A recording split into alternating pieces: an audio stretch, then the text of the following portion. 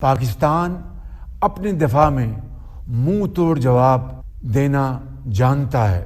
পরম সর্বনাশের আশঙ্কা নিয়ে যেন বসে আছে ভারত, কারণ এমন এক টর্নেডো আসছে পশ্চিম থেকে, তাতে খড়কুটোর মতো ভেসে যেতে পারে পূবের দেশ ভারত। এমনটাই ঘোষণা দিয়েছেন স্বয়ং পাকিস্তানের প্রধানমন্ত্রী।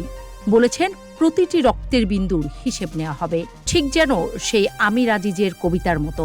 আমরা এত জোরে বলবো বধিরও শুনতে পাবে, এমনই স্পষ্ট লিখব দৃষ্টিহীনেরাও দেখতে পাবে। সেই টর্নেডো তৈরির পাক্কা অনুমতিও পেয়ে গেছে পাকিস্তান মিলিটারি। পাকিস্তানের হামলার আগে মোদি যেমন ভারতীয় সশস্ত্র বাহিনীকে সিদ্ধান্ত নেয়ার স্বাধীনতা দিয়েছিলেন, এবার পালা পাকিস্তানেরও। পাকিস্তানের সশস্ত্র বাহিনীও সেই অনুমতি পেয়ে গেছে। এখন চলছে সেই মহাসময়ের ক্ষণগণনা।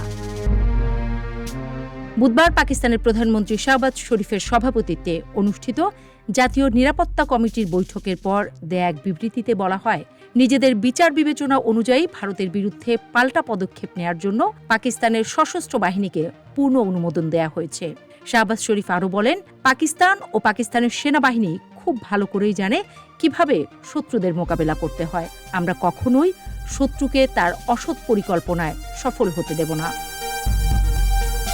এদিকে ভারতও বুঝে গেছে ঝড় আসছে, তাই জাতীয় পর্যায়ে বৃহৎ নাগরিক প্রতিরক্ষা মহড়া অপারেশন অভ্যাস শুরু করেছে ভারত। বুধবার ভারতের বিভিন্ন রাজ্য ও কেন্দ্রশাসিত অঞ্চলে একযোগে অনুষ্ঠিত হয় এই মহড়া।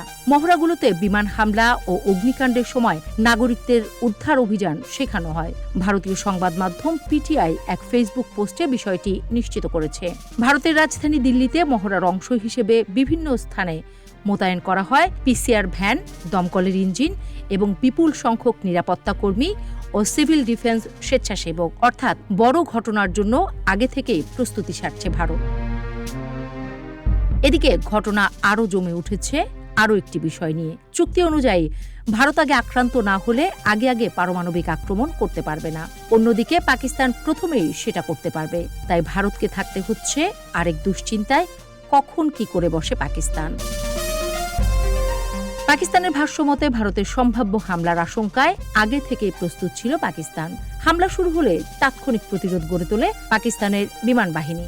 পাকিস্তানের দাবি, কথিত অপারেশন সিঁদুর চলাকালীন ভারতের কোনো যুদ্ধ বিমান তাদের আকাশসীমায় ঢুকতে পারেনি, আর পাকিস্তানের বিমানও ভারতের আকাশে যায়নি।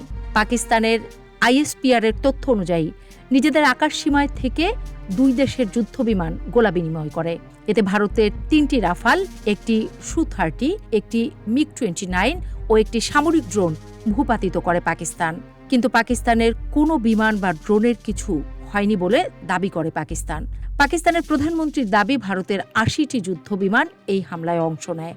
ভারতের ক্ষেপণাস্ত্র হামলার পর কাশ্মীর সীমান্তে পাকিস্তান ব্যাপক গোলাবর্ষণ শুরু করে। এতে ভারতের একটি ব্রিগেড সদর দফতর ও কয়েকটি সেনা চৌকি ধ্বংস হয়।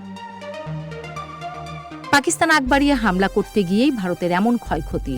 পাকিস্তান সরাসরি আক্রমণ করে বসলে কি অবস্থা হবে ভারতের, এমন প্রশ্নই ঘুরছে সামাজিক যোগাযোগ মাধ্যমে।